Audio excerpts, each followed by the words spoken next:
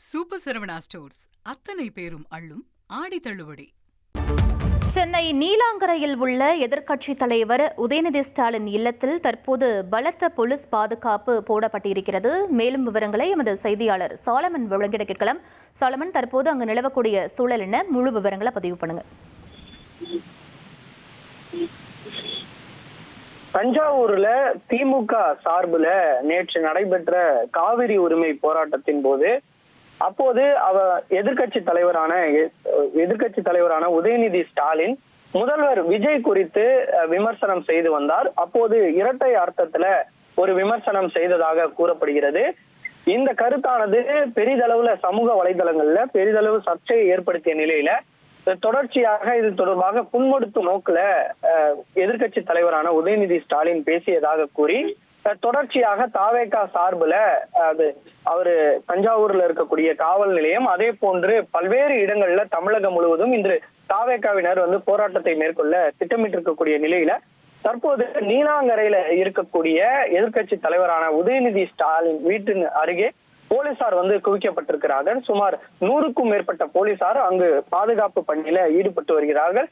போராட்டம் தொடர்பாகவும் அதே போன்று தஞ்சாவூர் போலீசாரும் எதிர்கட்சி தலைவரான உதயநிதி ஸ்டாலினோட வீட்டிற்கு வந்திருக்கிறார்கள். குறிப்பாக தஞ்சாவூரோட இன்ஸ்பெக்டரான மணிகண்டன், அதே போன்று திருவிடை மருதூர் டிஎஸ்பி அழகேசன் மற்றும் 10க்கும் மேற்பட்ட தஞ்சாவூர் போலீசார் உதயநிதி ஸ்டாலினோட வீட்டிற்கு வருகை தந்திருக்கிறார்கள். அங்கே வருகை தந்து அவரிடம் விசாரணை மேற்கொண்டு அதன் பின்னர் கைது நடவடிக்கை மேற்கொள்ள திட்டமிட்டிருப்பதாகவும் காவல்துறை வட்டாரங்கள் தரப்புல தெரிவிக்கப்பட்டிருக்கிறது. ஏற்கனவே போராட்டங்கள் மற்றும் காவல் நிலையங்கள்ல புகார்களானது குவிந்து வரக்கூடிய நிலையில தஞ்சாவூர் போலீசார் நேரடியாக உதயநிதி ஸ்டாலினோட வீட்டிற்கு இன்று காலை வருகை தந்தனர். அப்போது முன்னாள் அமைச்சரான மாசுவும் அந்த இடத்திற்கு வருகை தந்தார். அவர் ஜேசி இணை ஆணையரான விஜயகுமார் அவர்கள் பேச முன்னாடி சென்ற போது அப்போது திடீரென கிருத்திகா உதயநிதி, அதாவது உதயநிதி ஸ்டாலினுடைய மனைவி கிருத்திகா உதயநிதி மற்றும் மாசு ஆகியோரிடம் தொடர்ச்சியாக போலீசார் வாக்குவாதத்தில் ஈடுபடுவது போன்றும் அவர்களிடம் இந்த வழக்கு தொடர்பாக பேசியது போன்றும் ஒரு வீடியோ காட்சிகளும் தற்போது வெளியாகி இருக்கிறது.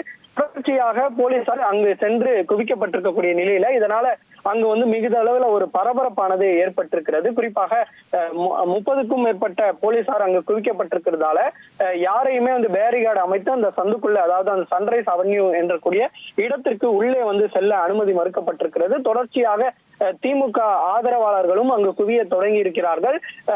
கைது நடவடிக்கை மேற்கொள்ள வாய்ப்பு இருப்பதாகவும் காவல்துறை வட்டாரங்கள் தரப்புல தெரிவிக்கப்பட்டிருக்கிறது. சூப்பர் சரவணா ஸ்டோர்ஸ் அத்தனை பேரும் அள்ளும் ஆடி தள்ளுபடி.